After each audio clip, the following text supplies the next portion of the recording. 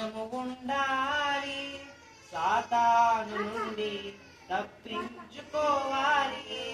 క్రీస్తు అనే బండపై మనము ఉండాలి, సాతాను నుండి తప్పించుకోవాలి.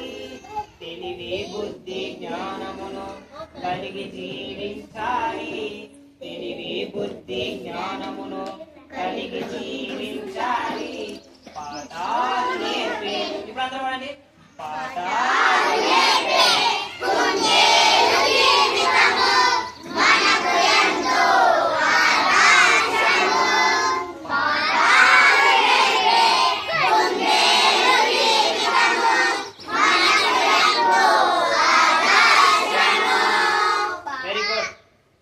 రెండో తరం రాసుకోండి, అది బంద్ చేయంగా.